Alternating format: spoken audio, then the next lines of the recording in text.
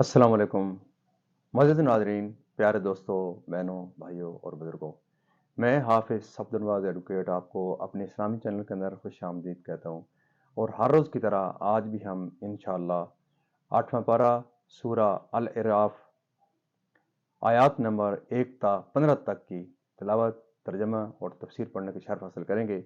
تلاوت شروع کرنے سے پہلے ہم درود شریف پڑھتے ہیں، آپ بھی میرے ساتھ پڑھیں۔ اللهم صل على محمد وعلى آل محمد كما صليت على إبراهيم وعلى آل إبراهيم إنك حميد مجيد. اللهم بارك على محمد وعلى آل محمد كما باركت على إبراهيم وعلى آل إبراهيم إنك حميد مجيد. أما بعد فأعوذ بالله من الشيطان الرجيم. بسم الله الرحمن الرحيم.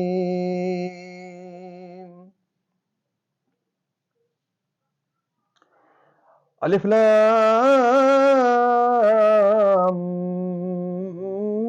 ميم صاد.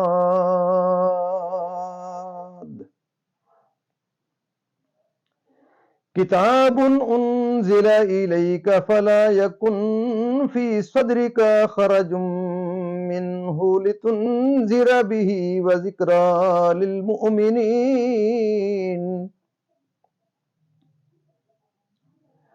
اتبعوا ما أنزل إليكم من ربكم ولا تتبعوا من دونه أولياء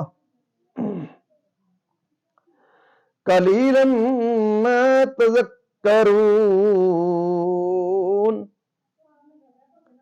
وكم من قرية أهلكناها فجاءها بأسنا بياتا أو هم قائلون.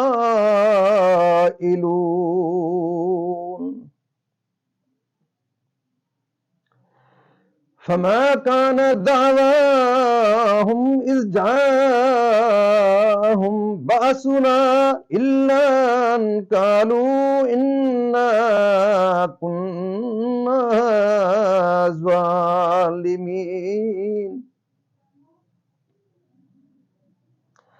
فلنسألن الذين أرسل إليهم ولنسألن المرسلين فلنقصن عليهم بعلم وما كنا غائبين. والوزن يومئذ الحق فمن ثقلت موازينه فأولئك هم المفلحون. ومن خفت موازينه فأولئك الذين خسروا أنفسهم بما كانوا بآياتنا يظلمون. وَلَقَدْ مَكَّنَّاكُمْ فِي الْأَرْضِ وَجَعَلْنَا لَكُمْ فِيهَا مَعَايِشَ قَلِيلًا مَا تَشْكُرُونَ. وَلَقَدْ خَلَقْنَاكُمْ ثُمَّ صَوَّرْنَاكُمْ ثُمَّ قُلْنَا لِلْمَلَائِكَةِ اسْجُدُوا لِآدَمَ فَسَجَدُوا إِلَّا إِبْلِيسَ لَمْ يَكُنْ مِنَ السَّاجِدِينَ. قَالَ مَا مَنَعَكَ أَلَّا تَسْجُدَ إِذْ أَمَرْتُكَ قال أنا خير منه خلقتني من نار وخلقته من طين. قال فهبط منها فما يكون لك أن تتكبر فيها فاخرج إنك من الصاغرين. قال أنذرني إلى يوم يبعثون. قال إنك من المنذرين. قال فبما أغويتني لأقعدن لهم صراطك المستقيم صدق اللہ العظیم۔ ترجمہ: اے محبوب، ایک کتاب تمہاری طرف اتاری گئی تو تمہارا جی اس سے نہ رکے، اس لیے کہ تم اس سے ڈر سناؤ اور مسلمانوں کو نصیحت: اے لوگو، اس پر چلو جو تمہاری طرف تمہارے رب کے پاس سے اترا، اور اسے چھوڑ کر اور حاکموں کے پیچھے نہ جاؤ۔ بہت ہی کم سمجھتے ہو، اور کتنی ہی بستیاں ہم نے ہلاک کی تو ان پر ہمارا عذاب رات میں آیا، یا جب وہ دوپہر کو سوتے تھے تو ان کے منہ سے کچھ نہ نکلا جب ہمارا عذاب ان پر آیا، مگر یہی بولے کہ ہم ظالم تھے۔ تو بے شک ضرور ہمیں پوچھنا ہے ان سے جن کے پاس رسول گئے، اور بے شک ضرور ہمیں پوچھنا ہے رسولوں سے، تو ضرور ہم ان کو بتا دیں گے اپنے علم سے، اور ہم کچھ غائب نہ تھے، اور اس دن تول ضرور ہونی ہے۔ تو جن کے پلے بھاری ہوئے وہی مراد کو پہنچے، اور جن کے پلے ہلکے ہوئے تو وہی ہیں جنہوں نے اپنی جان گھاٹے میں ڈالی۔ ان زیادتیوں کا بدلہ جو ہماری آیتوں پر کرتے تھے، اور بے شک ہم نے تمہیں زمین میں جماؤ یعنی کہ ٹھکانہ دیا، اور تمہارے لیے اس میں زندگی کے اسباب بنائے۔ بہت ہی کم شکر کرتے ہو، اور بے شک ہم نے تمہیں پیدا کیا، پھر تمہارے نقشے بنائے، پھر ہم نے ملائکہ سے فرمایا کہ آدم کو سجدہ کرو، تو وہ سب سجدے میں گرے مگر ابلیس، یہ سجدے والوں میں نہ ہوا۔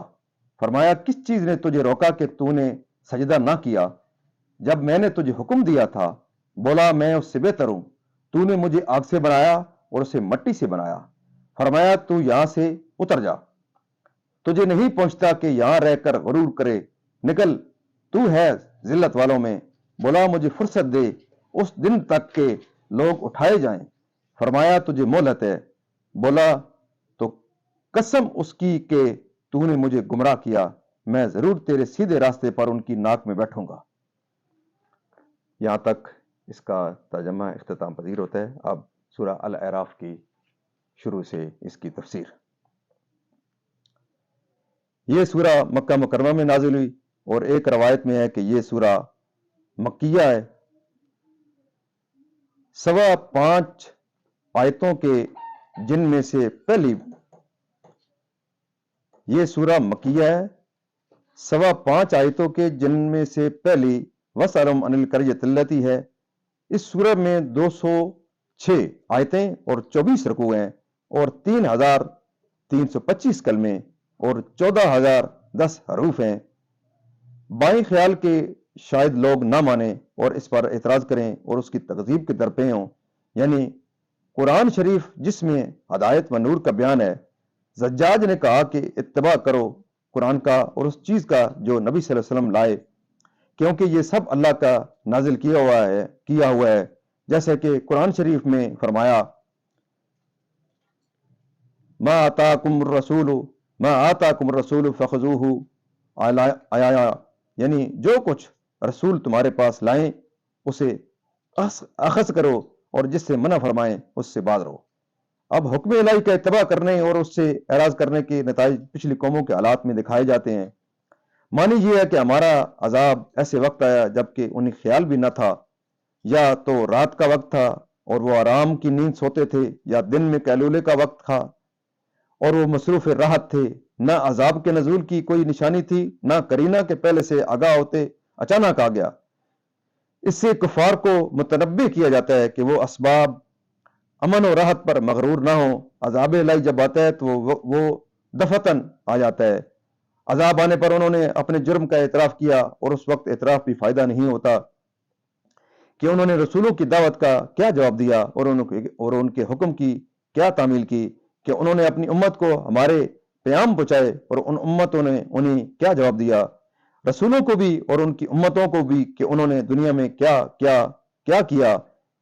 اس طرح کہ اللہ عز و جل ایک میزان قائم فرمائے گا جس کا ہر ایک پلہ اتنی وسعت رکھے گا جیسی مشرق و مغرب کے درمیان وسعت ہے۔ ابن جوزی نے کہا کہ حدیث میں آیا ہے کہ حضرت داؤد علیہ السلام نے بارگاہ الہی میں میزان دیکھنے کی درخواست کی. جب میزان دکھائی گئی اور آپ نے اس کے پلوں کی وسعت دیکھی تو عرض کیا یا رب کس کا مقدور ہے کہ ان کو نیکیوں سے بھر سکے. ارشاد ہوا کہ اے داؤد میں جب اپنے بندوں سے راضی ہوتا ہوں تو ایک کھجور سے اس کو بھر دیتا ہوں. یعنی تھوڑی نیکی بھی مقبول ہو جائے تو فضل الہی سے اتنی بڑھ جاتی ہے کہ میزان کو بھر دے. نیکیاں زیادہ ہوئیں اور ان میں کوئی نیکی نہ ہوئی، یہ کفار کا حال ہوگا جو ایمان سے محروم ہیں اور اس وجہ سے ان کا کوئی عمل مقبول نہیں کہ ان کو چھوڑتے تھے، جھٹلاتے تھے، ان کی اطاعت سے منہ موڑتے تھے.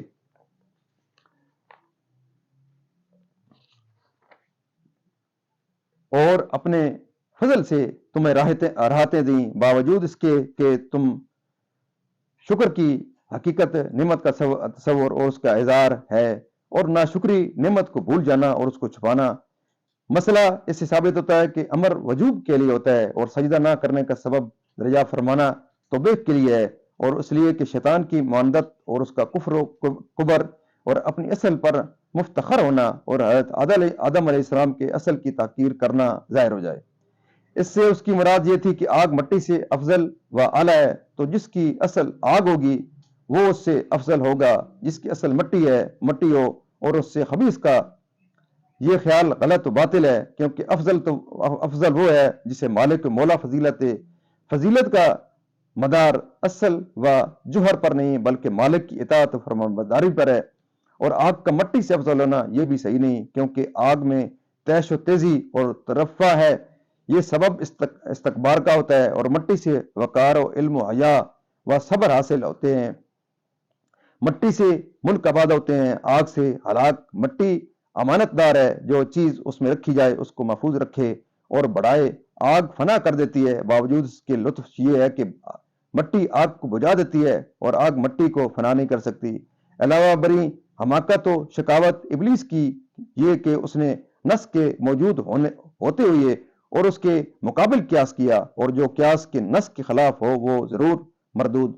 جنت سے کہ یہ جگہ اطاعت و تواضع والوں کی ہے، منکر و سرکش کی نہیں، کہ انسان تیری مذمت کرے گا اور ہر زبان تجھ پر لعنت کرے گی، اور یہی تکبر والوں کا انجام ہے. اور مدت اس مہلت کی سورہ حجر میں بیان فرمائی گئی ہے، انکا من المنذرین الی یوم الوقت المعلوم.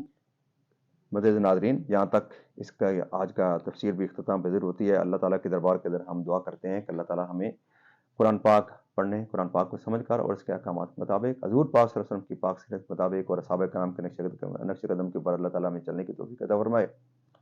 اللہ تعالیٰ اس کلام مقدس کے صدقے، اس ماہ مقدس کے صدقے، حضور پاک صلی اللہ علیہ وسلم کی ذات برکات کے صدقے میرے اور آپ کے تمام کے صغیرہ و کبیرہ گناہوں کو معاف فرمائے، تمام پریشانیاں دور فرمائے، تمام بیماروں کو شفا کاملہ اللہ عطا فرمائے. اور اللہ تعالیٰ میرے اور آپ کے اور تمام جو مرحومین ہیں اللہ تعالیٰ ان کی قبروں کو منور فرمائے. اللہ تعالیٰ ان کی قبروں کو جنت کے باغوں میں سے باغ فرمائے، اور اللہ تعالیٰ ان کی قبروں کو اندر وسعت عطا فرمائے، اور اللہ تعالیٰ ان کے صغیرہ و کبیرہ گناہوں کو معاف فرمائے. اللہ تعالیٰ ان کو جنت فردوس میں اعلیٰ بالا مقام عطا فرمائے. آپ دوستوں سے یہ استدعا رہتی ہے کہ بڑا مقدس مہینہ ہے، اس مقدس مہینے کے اندر آپ ضرور اس میرے پروگرام کو زیادہ سے زیادہ وائرل کرنے کے لیے، اس کو پھیلانے کے لیے ضرور دوستوں کو، بہت زیادہ سے زیادہ دوستوں کو اس طرف اٹریکٹ کریں تاکہ وہ دیکھیں. اللہ تعالیٰ آپ کو، آپ کی فیملی کو، اور آپ اس کو اپنے دوستوں تک پھیلائیں. اللہ تعالیٰ آپ کی زندگیوں میں خیر و برکت عطا فرمائے. دوستو، یہ ایک بڑی مختصر زندگی ہے، اور اگر آپ قرآن پاک کے احکامات پر چلیں گے اور اللہ تعالیٰ اس کے احکامات پر چلنے کے صدقے اللہ تعالیٰ آپ کی زندگیوں میں خیر و برکت عطا فرمائے گا. اللہ تعالیٰ آپ کے اپنا فضل اور سکینہ نازل فرمائے گا انشاءاللہ. اور دن قیامت بھی انشاءاللہ اللہ تعالیٰ آپ کو حضور پاک صلی اللہ علیہ وسلم اس کی ضرور شفاعت فرمائیں گے. اللہ تعالیٰ آپ کو نیک کام کرنے کی توفیق عطا فرمائے. آمین ثم آمین.